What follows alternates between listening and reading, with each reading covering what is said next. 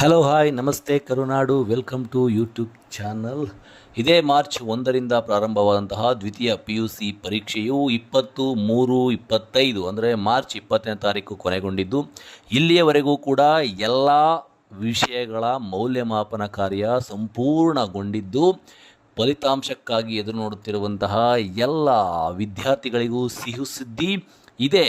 ಅಂದರೆ ನಾಳೆ 8ನೇ ತಾರೀಕು 4ನೇ ತಿಂಗಳು 2025ರಂದು ಮಧ್ಯಾಹ್ನ 12:30ಕ್ಕೆ ಕರ್ನಾಟಕ ಶಾಲಾ ಪರೀಕ್ಷೆ ಮತ್ತು ಮೌಲ್ಯ ನಿರ್ಣಯ ಮಂಡಳಿಯಲ್ಲಿ ಮಾನ್ಯ ಶಿಕ್ಷಣ ಸಚಿವರು, ಶಾಲಾ ಶಿಕ್ಷಣ ಮತ್ತು ಸಾಕ್ಷರತಾ ಇಲಾಖೆ ಇವರ ಅಧ್ಯಕ್ಷತೆಯಲ್ಲಿ ಸುದ್ದಿಗೋಷ್ಠಿಯನ್ನು ಕರೆಯಲಾಗಿದೆ.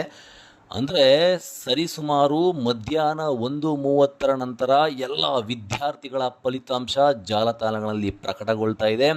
ಅಂದರೆ ನಾಳೆ 8ನೇ ತಾರೀಕು ಅಧಿಕೃತವಾಗಿ ದ್ವಿತೀಯ PUCಯ ಪರೀಕ್ಷೆಯ ಫಲಿತಾಂಶ ನಾಳೆ ಸಿಗ್ತಾ ಇದೆ. ಯಾರೆಲ್ಲ ವಿದ್ಯಾರ್ಥಿಗಳು ಪರೀಕ್ಷೆಯನ್ನು ಬರೆದು ಫಲಿತಾಂಶಕ್ಕಾಗಿ ಎದುರು ನೋಡ್ತಾ ಇದ್ದಾರೋ ಅವರೆಲ್ಲರಿಗೂ ಕೂಡ ನಾಳೆ ಸಿಹಿ ಸುದ್ದಿ ಕಾದಿರುತ್ತೆ.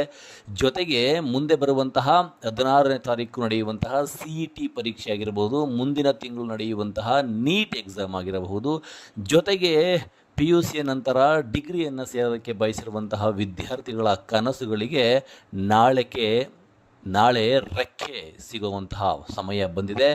ನಾಳೆ 12:30ಕ್ಕೆ ಸರಿಯಾಗಿ ಸುದ್ದಿಗೋಷ್ಠಿ ನಡೆಯುತ್ತೆ. ಅದಾದ 1 ಗಂಟೆ ತರುವಾಯ ಎಲ್ಲ ಜಾಲತಾಣಗಳಲ್ಲಿ ವಿದ್ಯಾರ್ಥಿಗಳು ಹೋಗಿ ಆ ಪರೀಕ್ಷೆಯ ಫಲಿತಾಂಶವನ್ನು ವೀಕ್ಷಿಸಬಹುದು.